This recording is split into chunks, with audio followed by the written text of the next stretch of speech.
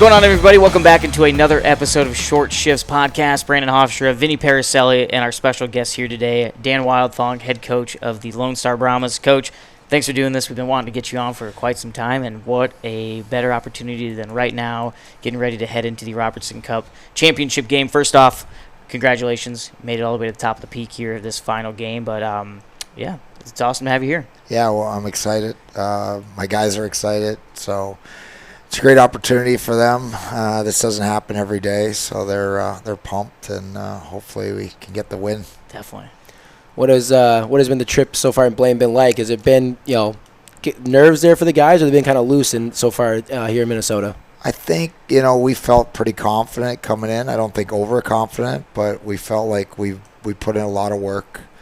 Some guys, they want to really win this year, like bad. So we had great leadership trying to help us, like through the young guys, to make sure they understood how important every shift, every minute means out there, every face-off, every battle. The older guys really made it very clear to them, and because they've lost before, and like when you lost before, it's no fun. And now they're enjoying it. Their families are here, and they get to give those families that experience now. Dan, you've been at this point of the season before. 2007 is when you joined the team. 2017 is when you won the cup the last time. But talk about that experience and all that experience that you've gained, and now bringing that in here to this stage. Yeah, like I think any game that it's kind of like a game 7. You just there's always like nerves for everyone. Everyone's hoping. We just want to go out and play our style of hockey. We don't want to go chase the game, and we just want to play hard, and hopefully it goes our way. They got a great team. Like Maryland's a really good hockey team. Clint's a great coach. This whole 4 teams here have been unbelievable, and and that's what you want at the Robertson Cup. You don't want – now, the scores didn't dictate that the first game, but it wasn't really the scores. They're very good hockey teams. It wasn't dictated on the scores. A little bit of nerves, I think, for a couple teams there, but those second games are phenomenal. I mean, there's a lot of consistency year to year with the Brahmas. The structure, the system, all that stuff is generally the same. And I know we've been around at the showcase where you're still teaching guys, and you're really getting the clipboard out and saying, hey, you got to be here, you got to be here, you got to do this, you got to do that. But your team as a whole has been pretty successful all year long. What do you think has been the key to that success, being kind of the front runner for most of the year, if not all the year?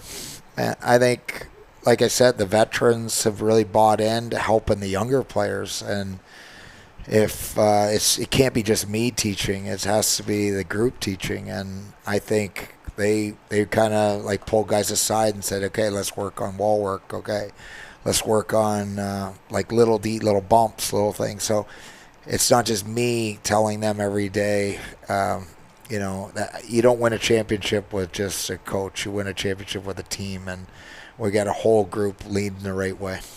Dan, let's talk about that team, like you said, a little bit more. You've got a two-headed monster in net with Weineke and Rolovs. You got some guys that can put it in the back of the net up front and then defensively. You got overall a team of big guys out there. But just talk about what makes this team extra special this year. I just think we have a lot of skill, a lot of talent. They can make plays. They're reading plays really well. We do a ton of video. So I think we had a good number of guys back that really made a nice step. If you look at the Jacob McDonalds, you look at Ivan Zigverniev, like they made huge jumps. Even like Ray Murakami, I know he's hurt some of the year, but Anti-Arter, like those guys came back and they're more confident. They know our system. They know our structure. They know how to play. They don't have to take a month or 2 to get into it. So now they can read plays even quicker. They're playing at a college level. They're not playing even at a junior level, in my opinion. A lot of them, like especially the Ivan and J-Mac or Jacob McDonald, he's playing at a college level, and I'm like they're making plays all over the ice. Yeah, McDonald, you mentioned Zaverniuk, Brock James over a point per game in the playoffs, Owen Kerr as well. Also not related, Justin Kerr, also playing really well this postseason. I mean, when you're that deep up front, and I know I'm the first, we've talked about it off camera, I've been the one that says Lone Star is boring all the time. Now you guys are fun to watch. You put up 8 goals a game. We can watch it all night long. You can hit him finally, by the way. You're here. You're next to him. You can hit him. I don't do that. Not anymore. But I really credit the guys for putting in the work, and like you don't know what hand you're dealt every year. Like I did have Ivan last year, I did have J-Mac last year, and you called us boring. Yep. And then this year it just takes its development, and so it takes some time for some of those guys to see pressure earlier, or take some time for them to read plays at a quicker level. And like I said, they put in the work, and to get a guy like Brock James and to get a guy out of the PHL like Justin Kerr is really good. And then it just, all the little pieces started putting together. We had a couple guys who were free agents right at a camp. They never been drafted or tendered. All these kids going to camps, they think I didn't get drafted, I get tendered. Like, we have 5 guys on our team that are potentially going to be Robertson Cup Championship on Tuesday that never been drafted or tendered. If they didn't come to our camp and show that they had that grit and that mentality, I'm going to make the team, we would never have them here. And, we don't have that depth either without those guys like Bryce Ingles. Like, what a great D he is. Mm-hmm. Dan, this road here for you guys in the season so far has had some accolades. The best team in the regular season. You guys win the South Division. You go on into the playoffs, play a team that was a play-in team with New Mexico, took care of business 3-1. Defeated Shreveport, a good rival there, 3-1, and then finished the job yesterday, winning in the semifinal round here at the Robertson Cup Championship against Anchorage with a sweep 2-0. But talk about this postseason and just the ups. I mean, there's not many downs so far, but it's just been a lot of ups for you guys, and the sky's the limit right now. Yeah, I think we did have a little hiccup with Shreveport losing that first game. I think I talked to another reporter about this, about time off. Mm-hmm. Like, we had some time off before our playoffs even started. I think it was like 12 to 15 days, and that's like scary as a coach. You're like, right, how are we going to come back? Are we going to be ready for playoffs? And our first round, we were humming. Like, we came back, and I barely, the guys were really dialed in. And then we had a little break because of the Shreveport series. I mean, the New Mexico series went earlier than the Shreveport series, and they went 5 games. Mm-hmm. And we ended up coming back, and we were we probably played one of our worst games. And then to come back and beat Shreveport 3 in a row is not easy. They're a great hockey team, well coached, great organization. So, I credit our guys to, if we did get beat the next night, we were coming. Mm-hmm. So I finally remember the question that I asked you in the pre-tournament availability. You won it all in 2017. You're back here again. How do you manage the guys where, opportunities like this, like you mentioned, you don't have them every year? I mean, you could have a great team and say, we're going to get back here next year, but that's not always the case. How do you keep guys in the moment while also being able to appreciate the moment and the platform that they're on? Because it is a once in a lifetime opportunity. A lot of these guys, they won't win a championship ever again if they do so on Tuesday. Yeah. I think for me, it's like, stay in the moment right now. Like, you can't really look and appreciate and look around and smell the roses yet. We've done nothing. And there's only one team going to be happy, and we have to put in the work. We got to get, we got to get our video in. We got to get our sleep, got to get our rest. Like, all that's very important. Our stretching, making sure that we're dialed in on our power play, penalty kill. We are a team that makes a lot of adjustments. I think some teams don't make a lot of adjustments. They ask us, you chase us. Well, we end up, looking at what they're doing, and we try and adjust to them a little bit too. What was the mindset in the locker room after game 2? Like, I mean, obviously you're excited, series win, you're going to the championship, but like you said, that job's not finished. Is that the mentality in the room? Like, hey, great job. Okay, like how fast did you flush it? I think we flushed it really quick. Like, most teams are like jumping up around, spraying water bottles and stuff, but I think this team really wants it more than ever. Like, I hope we see that on Tuesday, but you're going to hopefully see a team that, you're going to see the second, third, and fourth efforts, and that's who's going to win, because, they have first and second efforts, but we need fourth efforts. Like, we got to get to the net. It's hard to get inside on those teams with those big D men, and they got a great goalie, and if he sees it, he stops it. So we got to make sure, we just focus on little details. It doesn't have to be crazy. Like, we still have to stay within our stuff, but those little details add up to wins and losses and creating opportunities for us to score goals. Dan, off the ice, where all of us hang out, kind of hearing people talk throughout the whole weekend so far, they've been saying Maryland and Lone Star are very familiar teams in the way they play, the way they're built, the size of everybody. What do you know about them? What are you expecting? And what do you, obviously, I know what you hope to see, but just kind of go from there. I'm looking at them. They're like watch on video. I'm like, how do we beat ourselves?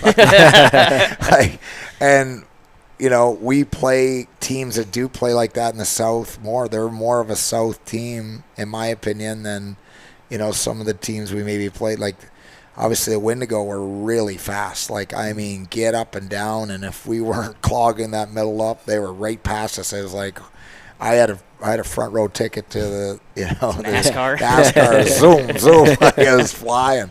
But I think with them, like, we got to do a little adjustments, but nothing big. But I told my assistant, how do we beat ourselves? Right. And that's what we're kind of looking. When is this aired, by the way? Tomorrow. Oh, geez. Yep. So okay. Before the game. Yeah. Okay. Before the game? Before the game. Okay. Just right before? There's enough time for Sunday? Okay, I'm done talking about us. Yeah. There's enough time for Clint to take some notes. Yeah, I'm done. You're not getting another word out of me. I was gonna say the 2017 team won it all. What are some of the similarities you see between that team and this club you have now? I think we have 4 lines. I think to be in this position, every team has to have 4 lines. They got to have good D and good goaltending. I don't think we drop very far off. Like, our top 2 lines and top 3 lines are really good, and our 4th line, it's got to do its role. And I think if you have those guys that buy into those roles, you end up winning, the championship. When you don't, and you don't defend well, and you don't start on time, it's trouble. You don't want to chase a game in a 1-game series. No.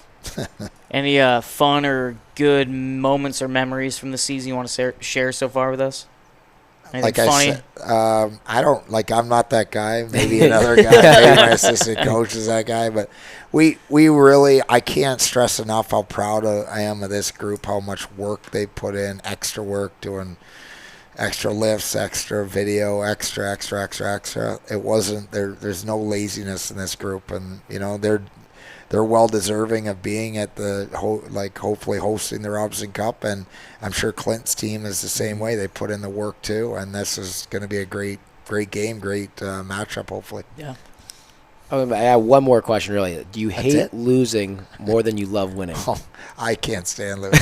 I can't stand it. I overheard on the broadcast, Chad was saying how you don't want to be on the bus with Dan Wildfong after a loss on a Saturday night. She's a rough one, but I've learned over my age to be better at it.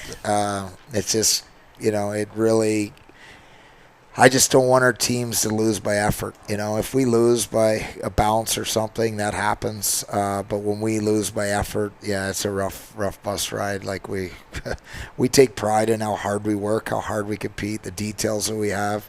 And, I think our guys, when we talk about going out in the ice, like, that's what we talk about is like, man, look at the work we put in. Look at we do extra. What we're going to get after this group. And it gives them confidence. Like, that's what gives them confidence going into games, that they're prepared and they're ready. And I'm excited for this game. I'm sure they're excited too. They're putting in the work. It's just going to be 2 good teams. Now you made me think of another question now. After you said that's it, and then I kind of got the wheels are turning for once over there. I know, right?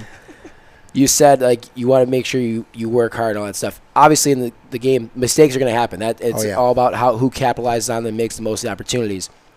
As a coach, I mean, if a guy's making an aggressive mistake, I mean, if he's pursuing a puck and he makes a bad play, makes a bad read, that's one thing. But it's maybe being tentative and not going after it. It's the aggressive mistakes you can live with rather than being tentative or just a mental mistake. You can't have mental mistakes. I think our system covers each other. If a guy makes a mistake, we're in a position to help each other. That's why you got to beat one guy, you got to beat the next guy. So you can make a mistake, but we can't have laziness make the next mistake, or we're in big trouble. Now we put it on our goaltenders, and we don't want to do that. We want to. I mean, they are really good, but you don't want to leave them out to dry. We want to give them as least amount of work as we possibly can. That's our goal as coaches. Right on. Dan, appreciate you doing this. Thanks so much, and good luck on Tuesday out there. I got to give you guys credit. You guys do a great job promoting the league, promoting our players. I'm telling you, I've been around a long time. You hear all these other leagues, and our league's the best league. It's because of what you guys do. So appreciate that. Thank you guys for everything you guys do. You do a lot of great work. Thank you. Thank you. Short Shifts continues here with our special Robertson Cup edition. We are joined with head coach of the Maryland Black Bears, Clint Mylymok. Clint, first off, thanks for joining us here and taking some time. I know you guys just got back from a little dinner. We're recording this a few days prior to the event, the finale, but thanks again for doing this. Yeah, thanks for having me, and it's been quite a week. Quite a week, yeah. Let's just kind of jump right into this. You've been with the team since 2018. You and I have talked earlier this year. You've been a part of building this thing, and now you guys are at the top of the mountain, the final game. But just talk about how this team has just continued every year to get better on and off the ice. Well, it started here. This is the first time I was driving through to Maryland, and it was right during the Robertson Cup. So I came in with 0 players, 0 staff, and I think I'd asked our ownership, can we start next year? Because it was a pretty late hire, and it was legit. I think I got hired like the week before this. So I showed up here with a pocket full of tenders, and the first person actually that came up to say hi and introduce himself was Dan Wildfong, and I know he's had ulterior motives. He was looking for one of my tenders. So, but it's kind of come full circle where this is where it started. There was a lot of long days and long nights, and that first year was a long year but it was fun. It was fun building something. It was a great challenge, and here we are. You know, it seems like yesterday we started, but this is once again a big moment for the franchise. But we're not satisfied. Yeah. Well, you talk about the big moment. You were here last year. How has that played a role maybe in helping? You talked about, I think you said 7 veteran guys back from last year. So, I mean, what has that experience last year helped you so far in that initial first round? You're looking forward to and helping you on Tuesday night? Yeah, it's the guys coming that were here, and they've got us through all year. It's not like, hey, if playoffs are starting, guys, these are the things we have to do. It's our captain Dimitri Kibru, and first thing we talked about in the summer, he's a Maryland kid, and I see him all the time, and we sat down and said, what do you want to do? And he's like, win it. And he's a guy that's super competitive. Has a lot of good insight, but the one thing he has this year too is a lot of guys that were there with him, and our leadership group is strong, and they've had a lot of good messages throughout the year in the room and with individuals, and how they practice and how they present themselves and on and off the ice, and a lot of kids that come in to skate with us would always say your captain's amazing. Like, I can't believe how hard he works and how he pushes guys and how positive he is, but he's not a happy camper until we get what we want, and he's shown the way so far, and we expect the same thing in the finals. Well, he's kind of been like a man possessed. He's got, according to the stats here, 15 points in 10 playoff games, and he's just noticeable every shift. Whether it's forechecking, even in the defensive zone, getting sticks on pucks, like he's all over the ice. I mean, like, is it just like that taste in the mouth of last year? It's just motivating to work extra hard and just be I don't want to say a rat because he's not out there being a pest, but like he's all over you. You can't get away from him. Relentless. Yeah, that's the word we use a lot the last several years. You got to be relentless in everything we do. We can't just hope, and you got to force problems and cause chaos with your play, and that's what he does. He's very abrasive, not in a dirty way, just in a competitive way, and you're right. He's very noticeable. He's been like that since day one, and he's a guy that was. It's funny. Some kids now they want everything. Like, I don't want to be on power play, PK, top 9, and I'm like, this. Your captain was a guy that was in and out of the lineup through December, right? And he never bitched. He never. All he said was, "What do I need to do?" And I gave him a couple things, and he went from a guy that struggled on the walls and had some things to work on away from the puck, and now he's a guy that's doing it all, and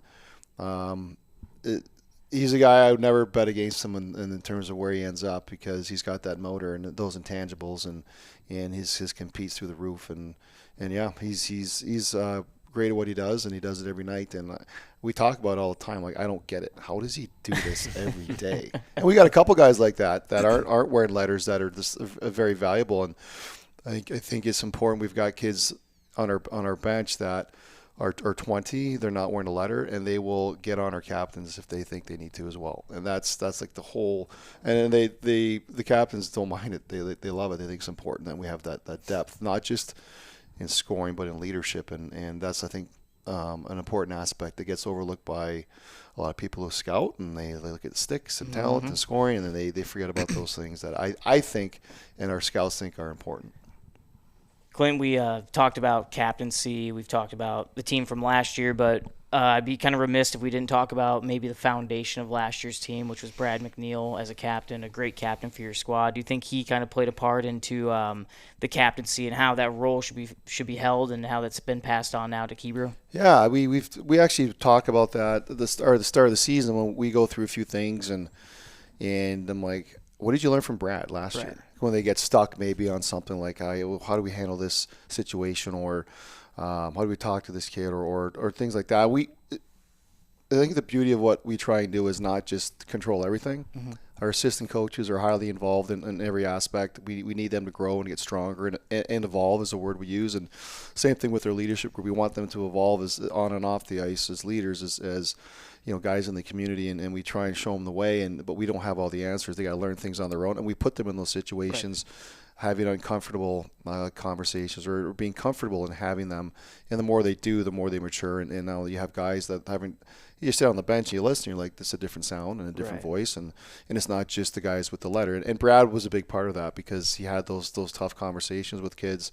Brad was a guy, he'd walk in the room and say, Brad, I need you to talk to him and get him in whatever we need out of him, we need this. And it can't come from me, because I've exhausted all my resources. So it's time for you to maybe try. And he did that all the time. It's unbelievable. Yeah. Another player that's been really good for you guys is Jeremy Tremblay. Shut out in the first 3 games of the main series. Since then, 7 points last 4 games. He's really turned it on. What's that spark, do you think, that really got him going here late in the postseason? Him. He's a competitor. I think he was competing. He was doing great things, but I think he wants to be a difference maker. He doesn't want to just be a guy that plays well, and he put it on himself to take that next step and will himself. Learn that from your captain. I tell my guys all the time, watch Dimitri, watch Dima will himself to get a puck, on the forecheck to get a stick on it, will himself to score, and that's what Tremblay did. From, like I said, on the throughout the main series, he just started doing it. He just chose to, really. I mean, that's all it is sometimes, like your mindset. And I thought he decided at one point, you know what, I can do more, and I'm going to, and here we are. Clint, you guys finished the regular season 41-14, 2-3, 87 points. You move on to the division semifinals, defeating the New Jersey Titans in a sweep 3-0. Go to Maine. That one goes to 5. You get here to Blaine and finish the job with another sweep. Obviously, everybody wants to win the Cup. This is a season, though, that you guys have pretty much repeated from last year of taking that championship out of the East, winning that, moving here, winning the playoffs in the East. But just talk about just the regular season heading into this this part of the year and how proud you are so far. Yeah, it's when your captain says, I want to win it all, or we want to win it all, that's the goal. Our group, our leadership group coming back, we're not happy, we're not satisfied. We want to do more than last year's team. That means regular season, we want to have more points, more wins. And that was just kind of a few blanket things they put down at the start, like, hey, let's shoot for these things. Then we like any coach, usually you break down the season in increments and challenge them and do things. And so that was kind of the onset. And the good part was I think I told all the new players have said the players that are no longer here are to blame for what you're going to go through. And they were kind of like, laugh, what do you mean? It's like, every team is gunning for us. And your job, the reason why we recruited you was we think you're the type of player that can withstand that competition every night and get through it and get us to a different level. And those were the conversations we had with kids before we made offers to them or wanted to draft them to see what their mindset was like. And I told them, like, this is not going to be easy, and winning is hard, and sometimes it does suck because it hurts and it's not fun. But these are things you need to do to win. And so we felt like that was our challenge as scouts and coaches, to find those types of people and bring them into the room. And it wasn't easy, but our division prepared us. I mean, look at our division. There's 5 teams, 200 goals. Mm-hmm. The goal differential, there's teams, I think the first 5 teams is like 30 plus. Like it's not an easy division. And you play Rochester, who came in brand new, and you're in a battle every night. Teams can score at will. Like it's a very skilled division, and teams like Johnstown, New Jersey, Maine, and Rochester, like they can play a heavy style at times too, and so you get a bit of everything. And they really pushed us all season long, and that was the one thing that I felt was important, that we were pushed in every game. Told our guys that we're not going to get an easy night. Like I don't care who you play. They look at our jerseys and go, that's the team that won it all last year in our division, and we got to have our best effort. Right. And we got it pretty much every night. We never had like blowout games, and maybe that's my fault. I didn't coach well enough, but it just felt like the teams are dialed in. Like the face-offs, every face-off was a battle. Every puck was contested for the most part, and our guys had to fight through a lot. So I give our players a lot of credit. Vinny talked about the squad a little bit. I'm going to throw in a player that wasn't brought up, but definitely needs to be, and that's Owen Lepak, who's been phenomenal all year. What can you say about him? He's very meticulous about his craft. Like he works at it. If you do goalie sessions, he's still out there earlier to do his own thing and to warm up. Our goal as coaches is to develop hockey players, obviously the leadership stuff too, and make them better people or enhance their qualities as solid people. But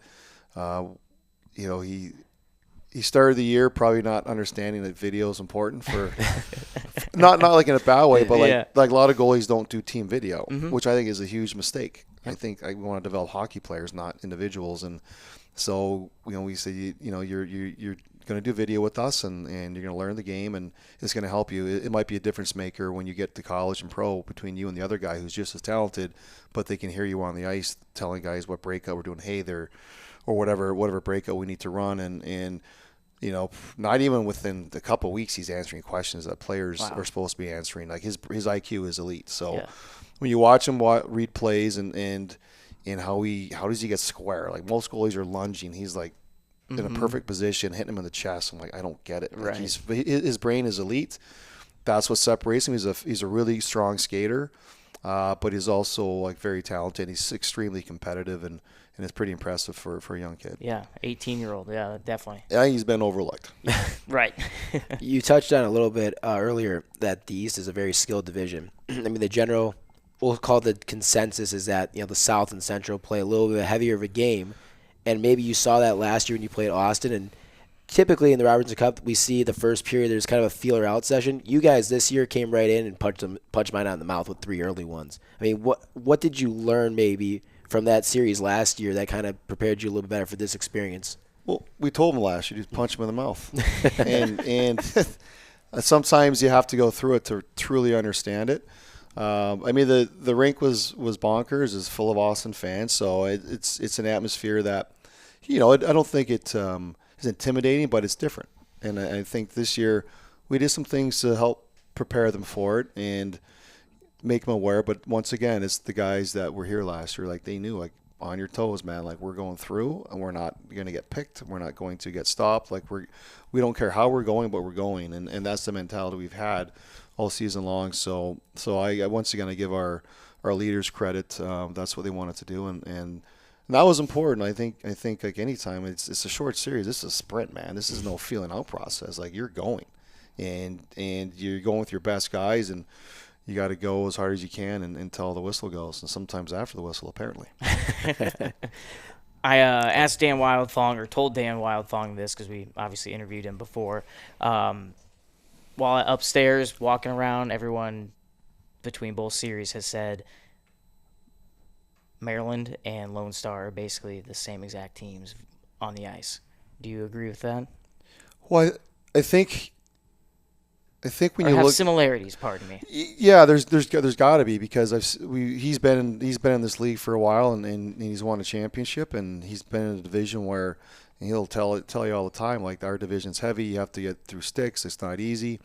It's a heavy game, and those are things that we've been building since day one. Like, got to be heavy, got to be hard to play against. You got to take sticks. You got to, someone slashes, you got to smile back. You can't react. Like, it's part of the process to be a champion. And I think it's not just Lone Star. It's a lot of the successful teams. I mean, first time I watched the game here, I went, okay. And I saw teams going up and down the ice, hitting, blocking shots, ripping hard pucks, getting to the net, taking slashes, getting lit up and getting right back up and not retaliating. And that's the hockey that it is, and it's still valuable to a lot of teams that are out there in college. And I would say, there's probably similarities if we're here, because it's not an easy league to get through. Right. One guy that was brought up on the broadcast when I was listening in was Luca Mel, and how he was the Minot's pest of the game, as they said. He's someone that last year for you guys had just a handful of points. Now he's over 20 points this year. A lot of penalty minutes, very hard to play against. A big guy on that back end. What's his development been like in order to get back to this point and put you guys in this spot where you're 1 win away from bringing it home? Yeah, well, he was a forward in the USHL when we got him. So he was in Aberdeen, and then the USHL Omaha had him, and he was a forward. And you probably imagine what his role was. It was to go in and cause problems as a big forward. And he came in here and said, you're going to play defense. I don't care if you fight. Play like you might have to, but I don't care. Like, a lot of guys probably don't want to test you anyway. He does all the dirty work. He takes abuse. Any guy who's big at any level, they always get the short end of the stick when there's a scrum or a melee. They always pick the big guy, or it's a big hit. I've told him, I don't care if you get penalties. You have to learn maybe how to navigate at certain times of the game, but play physical. Let them know you're out there. He's a great team guy. Teammates love him, and he's a fantastic skater. He's very underrated too in terms of guys that are out there that are left maybe aren't with their Division I commitments. Like, it's amazing to me that he's 6'4" and can fly, and he's going to show up every night. And in a tournament like this, he's a total pain in the ass to play against, and I don't blame teams for saying, like, they know he's out there, and that's all I want him. Really, I want teams to know when he's on the ice and have to be aware. And sometimes he gets you in trouble, but not in a way where it's dirty or stupid. It's just like we need you to be out there and be 6'4". After the sweep over Minot, what was your message to the guys? Like, we probably imagine it's kind of short and sweet, like, hey, have fun for a second, but we're right back to business tomorrow. Yeah, bus leaves in 20 minutes. There we go. But that was them on the bench. Like, if you watch us go off the ice, there wasn't the guys jumping up and down and screaming. Nope. It was just like, okay, that's we got what we wanted to have a chance at holding that trophy. So the demeanor was businesslike, and same thing afterwards. It was your usual things you go through the game afterwards, and talk to the guys for a couple minutes, but it was more about what we're doing the next couple of days type of thing, and kind of get their mind focused on the task at hand. So yeah, I did tell me you have to enjoy all these moments, but once you step out of the room, like, it's game on, and we're preparing for the next step. Yeah. Brahmas and Black Bears, we said all the teams are similar. I'm expecting a very heavy game, but there's a lot of skill on both sides. It's whoever's going to come up and not make the mistake that costs the game, or who capitalizes, I guess, on the mistakes the most. You guys gave up 3 power play goals in that first game to Minot. What's the message in order to try and stay out of the box and not give Lone Star those opportunities? Yeah, I mean, Minot's power play was really, really good, obviously, and we knew that going in. And then I thought we made a couple adjustments, in the second game, and then for this one, it's we don't get that chance to make an adjustment unless it's on the fly. So discipline's important. It's heavy skill though. Like, it's not run around and just kill people and try and put them through the boards. I mean, I watch our video obviously a lot and see how we transition and how we get up ice, and I watch them, and to me, it's heavy skill. It's not just heavy hockey; it's heavy skill. And they do have some guys that score some pretty goals. Like, I've watched some of their goals, and it's not maybe the toe draggy beat 2 guys, but it's like like a one timer well placed, or a quick deflection in a nice area, like the real hockey plays that you try and there's no room out there if you can't score, those types of goals. It's pretty tough. If you're going to be a toe draggy team that wants to finesse your way through, it's really hard. But isn't it like the NHL? Like, I don't see a lot of fancy, sweet goals, one-timers, tips, rebounds, isn't it? Mm-hmm. So that's playoff hockey, and that's the same thing like you see from the good teams in our league is that type of stuff. Yeah, you looked like you were about to say something. So I was just looking at you. I guess any word if the fan base from Maryland's coming down?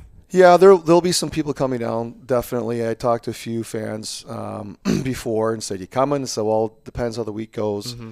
For me at work and also for you guys. But, I would love the opportunity to come down and watch. So we're expecting some fans. How many? Not sure. I'm more focused on us. But you hear things, and we always know they're available. They're doing some live live viewings in Maryland, and the place they're at was packed. So that's fun for the players to see online and for to know our fans are watching and a big part of it. And they are. they do travel well, mm-hmm. and we always know that they're available. It was a good turnout last year for them too. I remember it was pretty bumping. Yeah. I saw one Maryland state flag in the audience last night, so they've made their way here. That's for sure. Their flag. Yeah, they do. Oh, actually, that just reminded me of this question I wanted to ask, and I can't believe I almost forgot. So those that don't know, that aren't behind the scenes, there was a mishap with the jerseys. We know you guys like to wear the reds, but you're 2-0 in the blacks. Obviously, you're not switching up now, right? I like them all. Okay. Like some people always ask, what should we wear? And I'm like, I don't care what we wear. Like, just whatever you think we have to wear. We don't get hung up in it. Our captains, they hear that to like, they don't care. Like, I think our brand is awesome. It'd be nice to showcase all three colors and jerseys. I think we've done an amazing job as a franchise and getting the brand out the jersey thing is whatever. We're like you said, we're 2-0 in them, and I have no problem with that. Yeah, and they're sharp. And I guess like Maryland as a whole, not really considered a hockey hotbed by any stretch of imagination. So to be able to possibly bring that Robertson Cup back and put Maryland on the map as a hockey destination where guys can come develop their craft and move on and also win. What do you think that would be like for the community out there? It's huge. The other night we had a bunch of Maryland kids on the score sheet, and it's not just about that, obviously, but there is that thing. Hey, like if you have my conversation with our owner Murray Gunty on the onset, I was like, we want Maryland kids too, but we got to make sure they're the right ones that promote your brand in the community. So when they leave the rink and go in their communities, like they're the right kids. And we had 0 our first year. It was, like I said, a late start, and there was really the kids that maybe could have played. Like there was no. At that point, they're probably not going to go, I want to stay at home and play an expansion team when I can go somewhere else that's got some veterans and they've already been established. So it was not like, hey, they all want to play here at the start. And it was a tough first start, but incrementally year by year it's grown, and now we have, 6 or 7 a year. And here's the thing that's really important too, is they help the guys who come to Maryland and make them comfortable. They show them around town, like, hey, here's something we can do on a day off. Here's a place you want to go, restaurants or golf or whatever they do on their days off. Capitals games, like they're all connected. So like you see our guys at Caps games all the time, and our Maryland players are extremely important in making these kids come. They billet players as well, all of them. They make the new players comfortable. We get a guy from another league coming in who doesn't know much about Maryland. So in the summer when they visit or come to our main camp, like I put them with the Maryland guys, go take care of them for the next couple of days. So by the time camp's over, he loves it. He thinks it's a great spot, and it is a fantastic spot to play. So the Maryland aspect is huge. Our owner lives there. His influence is huge on all of this, and he's allowed us to like build properly and do it the right way. And we couldn't do it without the Maryland kids, and the fans you see are Maryland people. Yeah. And I think that's a big part of it. I think it's really important you have that connection. That's cool. And the Old Bay jerseys, keeping it at home. Yeah, those are the Maryland guys love them. The guys who aren't from Maryland have no clue. No clue. They're like, but our Maryland guys love it. The fans like it a lot, and the families seem to love it. So yeah, Maryland's a very proud state. It's a smaller state. There's a ton of good hockey players. Mm-hmm. that are from the area, and our job is to try and keep them there, like you guys alluded to, like to stick around, be part of the process. They can practice with us throughout the year and see them all summer and try and develop the talent in that region. Yeah, definitely. All right, well, Clint, obviously, best of luck on Tuesday, and we can't appreciate you enough for doing this. Yeah, thank you, fellas, for all you do, and it's been fun.